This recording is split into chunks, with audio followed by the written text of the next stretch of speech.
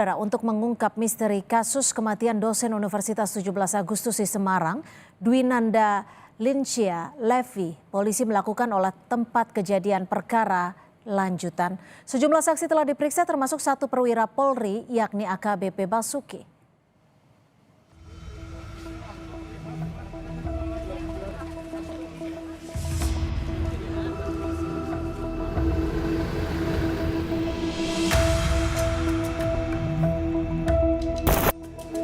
Tabir kasus kematian Dwinanda Lincia Levi yang merupakan dosen Universitas 17 Agustus atau UNTAG Semarang masih menjadi misteri. Setelah menangkap dan mempatsuskan AKBP Basuki yang merupakan saksi kunci kasus kematian almarhumah, polisi melakukan olah tempat kejadian perkara lanjutan dan menyita barang bukti untuk memastikan ada tidaknya tindak pidana di kematian Levi. Tindakan olah TKP lanjutan, kami menggunakan lapor dari Polda Jawa Tengah dalam rangka untuk mengungkap fakta-fakta secara forensik. Semua bukti-bukti yang ada di dalam yang terkait dengan adanya kejadian meninggal orang itu semua sudah buktikan terlebih dahulu apakah memang ada perbuatan pidana tidak ini. Kami belum bisa memastikan apakah memang ada. Kalau memang nanti kami sudah memastikan berarti akan ada tindakan dalam rangka untuk naik ke penyidikan. Sebelumnya, keluarga almarhumah Levi melalui kuasa hukumnya mengungkap kejanggalan terkait tindakan yang dilakukan AKBP Basuki setelah melaporkan kematian Levi. Keluarga juga minta polisi mengusut tuntas kasus kematian Levi. Keluarga curiga sebetulnya meninggalnya karena apa?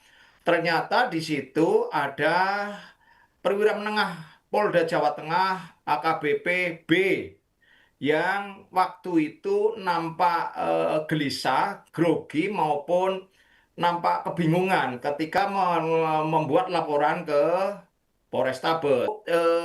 AKBP B berusaha mau minta barang bukti, baik laptop maupun HP. Ini kami curiga seperti itu. Gitu. Mantan Kabareskrim Susno Duaji menilai, berdasarkan analisa TKP kematian almarhumah tidak wajar. Soal keterkaitan AKBP Basuki dengan kematian Levi, Susno bilang hal ini bisa diungkap dari hasil pemeriksaan saksi, TKP, dan hasil analisa laboratorium forensik. TKP, korban dalam kondisi tidak berpakaian, ada bercak darah. Kemudian mengapa bertinggal satu tempat atau satu kamar dengan AKBP B? Nah ini maka cenderung atau besar sekali kemungkinan meninggalnya tidak wajar. Nah tidak wajar itu bisa karena dibunuh, bisa karena bunuh diri, bisa karena kecelakaan. Nah untuk siapa itu di situ sudah ada AKBP B. Nah apa hubungan AKBP B ini terhadap kematian itu nanti akan diungkap dengan sidik jari, akan diungkap dengan CCTV kalau ada, akan diungkap dengan keterangan saksi-saksi lain, dan juga hasil laborat itu akan sangat berbicara menunjukkan siapa pelakunya. Untuk mengungkap kasus kematian Dwinanda Lincia Levi, polisi telah melakukan olah TKP, memeriksa saksi, dan menyita barang bukti. Polisi juga mempatsuskan AKBP Basuki selama 20 hari karena melakukan pelanggaran berat kode etik Polri terkait hubungannya dengan almarhumah. Tim Liputan Kompas TV. Dosen Universitas 17 Agustus Dwinanda Lincia Levi masih didalami polisi. Soal kematian dosen Levi yang masih jadi misteri, kita akan bahas bersama psikolog forensik Reza Indragiri dan juga Komisioner Kompolnas Yusuf Warsim. Selamat petang Pak Yusuf, Mas Reza, terima kasih sudah bergabung bersama kami di Kompas Petang. Selamat petang. Selamat sore. Ya, saya ke Pak Yusuf dahulu. Pak Yusuf, informasi terakhir yang diperoleh Kompolnas sejauh ini seperti apa? Baik itu terkait soal status dari AKBP Basuki dan juga terkait dengan perkembangan penyelidikan dari kasus kematian dosen Levi ini. Baik, terima kasih. Jadi sejauh hari ini Kompolnas telah melakukan koordinasi ke Polda Jawa Tengah. Hasil untuk saat ini maraton tindak lanjut yang dilakukan oleh Polda terkait dengan ditemukannya korban meninggal dunia itu, pertama proses penyelidikan dugaan pelanggaran kode etik AKBP yang itu ditemukan meninggal korban bersama AKBP tersebut. Proses penyelidikan dugaan pelanggaran kode etik ini sudah ada dalam penempatan khusus, dan pada saat ini informasi yang baru kami dapatkan, sementara masih akan menyiapkan administrasi pembentukan komisi kode etik. Berarti intinya akan dilakukan sidang kode etik terhadap terduga pelanggar, baru terkait dengan bukti-bukti, alat bukti itu sudah cukup banyak. Tinggal yang kami tanyakan apakah hasil otopsi terhadap korban itu sudah ada, sementara masih proses meminta keterangan resmi hasil otopsi oleh pihak Propam. Tapi Pak Yusuf, apakah sudah diketahui jeda waktu antara kematian dosen Levi dan juga waktu di mana AKBP Basuki ini memberikan laporan? Jeda waktunya berapa lama? Sampai sejauh ini untuk itu masih dalam pendalaman penyidik untuk kaitannya dengan ada peristiwa pidana atau tidak. Yang sementara yang pertama saya sampaikan ini proses yang sudah maraton penyelidikan dugaan pelanggaran kode etiknya terhadap terduga pelanggar terkait dengan korban yang meninggal dunia itu kan masih dalam proses pendalaman penyelidik Polda DIY, termasuk penyebab kematian yang pasti. Tentu berdasarkan fakta-fakta yang salah satunya hasil otopsinya seperti apa, itu yang dari pihak penyelidik Propam DIY untuk Jawa Tengah untuk pelanggaran kode etiknya masih meminta keterangan resmi hasil otopsi tersebut, tapi sementara yang sudah terlihat bahwa terduga pelanggar sudah akan proses sidang komisi kode etik, sehingga selanjutnya untuk bagaimana korban meninggal dunia itu tentu dalam wilayah peristiwa pidana ada atau tidak, itu dalam proses penyelidikan dugaan tindak pidana ada atau tidak itu. Saya ke Mas Reza. Mas Reza, jika dari pihak keluarga menilai ada kejanggalan dalam kasus tewasnya dosen Levi ini, kalau Anda melihatnya seperti apa? Apakah ditemukan kejanggalan mulai dari ditemukan meninggal dunia hingga laporan yang diberikan oleh AKBP Basuki? Di dalam psikologi forensik sebetulnya ada 5 parameter untuk menentukan apakah sesuatu itu normal atau tidak, atau dalam bahasa awam janggal atau tidak. Nah, ketimbang kemudian semata-mata mengandalkan pada intuisi awam, termasuk dengan segala hormat dari pihak keluarga sekalipun, memang harus dilakukan pengujian secara saintifik. Itu sebabnya saya berkeyakinan bahwa saya sepakat dengan dikatakan oleh Pak Yusuf tadi, pintu masuk masalah ini adalah lewat otopsi.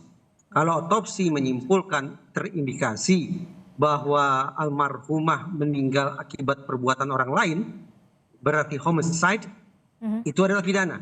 Karena itu adalah pidana, maka sudah barang tentu perlu dilakukan investigasi mendalam untuk mengetahui siapa orang yang mengakibatkan almarhumah kehilangan nyawa. Tetapi seandainya hasil uji saintifik, dalam hal ini yang saya maksud adalah hasil otopsi, menunjukkan bahwa almarhum meninggal kemungkinannya, pertama, kemungkinan akibat situasi alami atau natural. Yang kedua, meninggal akibat perbuatan sendiri atau suicide. Atau yang ketiga, kemungkinan meninggalnya almarhumah akibat kecelakaan. Kalau satu dari ketiga itu kemungkinannya, maka praktis tidak ada pidana. Praktis tidak ada kasus. Nah, pada titik itu menurut saya otoritas kepolisian harus ekstra hati-hati. Jangan sampai meninggalnya seseorang yang bukan akibat perbuatan pidana ternyata diekspos ke publik seolah-olah itu merupakan sebuah situasi pidana. Kalau dengan barang bukti yang ditemukan, bagaimana? Saya tidak tahu barang bukti apa yang sudah ditemukan di lokasi peristiwa. Salah satunya ada CCTV, ada juga bercak darah. Orang yang meninggal akibat situasi alami juga bisa meninggalkan bercak darah. Orang yang meninggal akibat kecelakaan juga bisa jadi ada bercak darah. Demikian pula orang yang meninggal akibat perbuatan dirinya sendiri juga bisa meninggalkan bercak darah. Dengan kata lain, keberadaan bercak darah saja belum cukup kuat bagi kita untuk menyimpulkan apakah sekali lagi almarhumah meninggal akibat perbuatan orang lain atau pidana, ataukah almarhumah meninggal bukan akibat peristiwa pidana. Pak Yusuf, bagaimana dengan kepastian bahwa lokasi yang sudah dilakukan olah TKP ini memang sudah sudah dipastikan tidak ada yang dihilangkan, tidak terkontaminasi, dan juga lokasi TKP ini benar-benar steril. Bagaimana Kompolnas memastikan bahwa lokasi TKP ini benar-benar tidak ada potensi kontaminasi? Ya, olah TKP sendiri ini sudah kita lihat sudah ada karena merupakan salah satu bukti di dalam proses dugaan pelanggaran kode etiknya. Ada dokumen olah TKP. Cuman apakah ini sudah final? Tentu berbeda kalau hanya ingin melihat pelanggaran kode etik terduga pelanggar dengan olah TKP yang kaitannya dengan apakah ada peristiwa pidana di tempat kejadian perkara itu kan tentu berbeda. Maka hasil penyelidikan terkait dengan peristiwa pidana atau tidak untuk saat ini kan sementara belum ada, sehingga ini yang kita tunggu dan kita dorong. Sementara hasil otopsinya apakah sudah ada betul resmi, sementara itu juga ada disebut alat bukti rekam medisnya itu kapan, apakah ada rekam medis sebelum korban meninggal dunia. Nah, ini semua sampel forensik yang sudah diterima oleh pihak penyidik sejauh ini sebanyak apa dan apa saja, Pak Yusuf? Untuk proses saat ini, untuk kepentingan sidang Komisi Kode Etik terhadap terduga pelanggar, yang pasti penyelidik Propam sedang menunggu hasil resmi otopsi. Nah, hasil resmi otopsi inilah yang akan menjelaskan penyebab kematian korban, apakah ada benar mengalami dugaan kekerasan atau tidak, atau disebabkan oleh yang lainnya. Nah, tentu sementara karena ini belum mendapatkan hasil resmi, maka sepenuhnya ini yang berwenang menjelaskan ada pada penyelidik. Nah, penyelidikan untuk peristiwa pidana atau tidak kan ini masih terus berjalan. Hanya sekali lagi yang perlu pertama kita kawal, memastikan proses sidang Komisi Kode Etik ini akan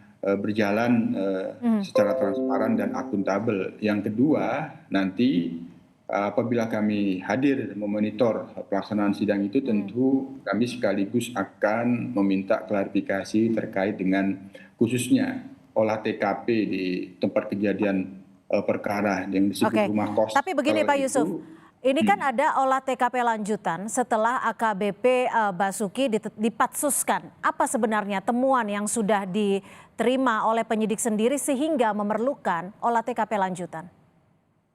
Yang pasti saat ini yang sudah terlihat terang itu adalah proses penyidikan dugaan pelanggaran kode etik yang akan dibentuk Komisi Kode Etik, artinya AKBP saat ini statusnya sebagai terduga pelanggar. Nah, untuk terkait dengan ditemukannya korban meninggal dunia, tentu ini masih dalam proses pendalaman penyelidikan penyidik, maka tentu ini yang kita harus tunggu.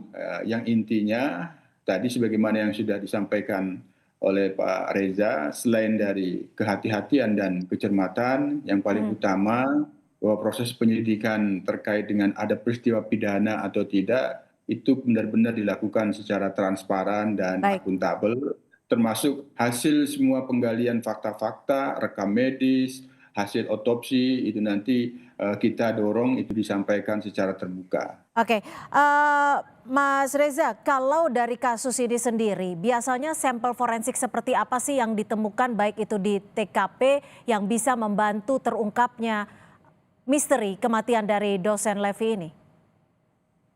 Ya, sementara kedokteran forensik masih bekerja terus untuk mencapai sebuah kesimpulan tertentu, psikologi forensik semestinya bisa berkontribusi juga. Paling tidak untuk menyisir misalnya apakah ada kemungkinan bahwa almarhumah meninggal akibat keputusan yang diambilnya sendiri atau suicide. Berarti dilakukan bukan lagi otopsi kedokteran tapi otopsi psikologi. Nah, otopsi psikologi itu dilakukan dengan apa? Misalnya tadi Pak Yusuf menyebut bahwa sudah ada alat-alat bukti berupa rekam medis dari almarhumah. Nah, dengan pemeriksaan terhadap rekam medis itu akan bisa diketahui riwayat kesehatan yang bersangkutan, termasuk seberapa jauh kemungkinan bahwa kondisi kesehatan fisik yang bersangkutan tersebut akan bisa berujung pada meninggalnya seseorang. Begitu pula karena almarhumah bekerja di kampus, tinggal di hostel, dan dikabarkan hidup bersama dengan polisi tersebut, maka keberadaan orang-orang dekat almarhumah semestinya juga bisa dijadikan sebagai sumber untuk melakukan otopsi psikologis. Dengan asumsi bahwa orang-orang dekat semacam itu yang mengetahui profil, pola kepribadian, pola perilaku, adanya kekhasan-kekhasan tertentu, adanya narasi-narasi ataupun pesan-pesan tertentu yang barangkali juga akan bisa membantu penyidik atau penyelidik untuk menyimpulkan apakah ini merupakan peristiwa pidana ataukah bukan pidana. Baik, kita masih akan nantikan temuan ataupun hasil dari penyidikan terkait kasus kematian dosen Levi. Terima kasih Mas Reza Indragiri, psikolog forensik, dan juga Pak Yusuf Warsim dari Kompolnas. Terima kasih sudah berbagi perspektif di Kompas Petang. Terima kasih Bang Reza.